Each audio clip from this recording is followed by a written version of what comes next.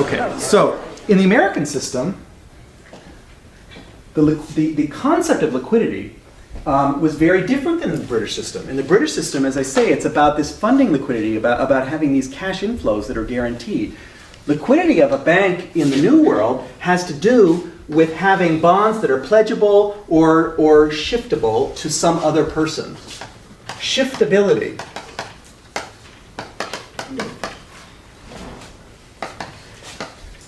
Which in this course we call market liquidity.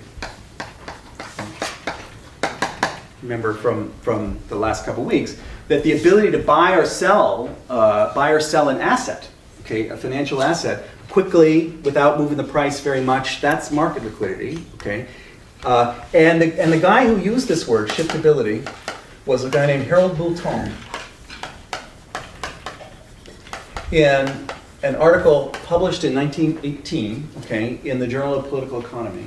And he said the right concept of liquidity for the United States is shiftability, okay? And what the Fed needs to be backstopping, by then there is a Fed, okay? The Fed needs to be backstopping shiftability, okay? And of course the Fed did wind up doing that, not for all assets, but for treasury bills, okay? That the Fed was going to buy and sell treasury bills. That's where open market operations came from. It was supporting the capital market, supporting liquidity, market liquidity in the capital market by buying and selling treasury bills. He argued this was the appropriate concept of liquidity for the New World, because in the New World, we have to have these long-term assets, okay? Because we're using them for development.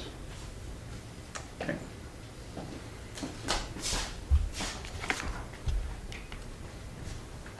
So, in this course, I've had both kinds of liquidity, right? Talked about funding liquidity and market liquidity. They're both, and trying to have an integrated sense that the dealers who create market liquidity have to be funded. You know, they have to fund their inventories in some way. So these things are interlinked.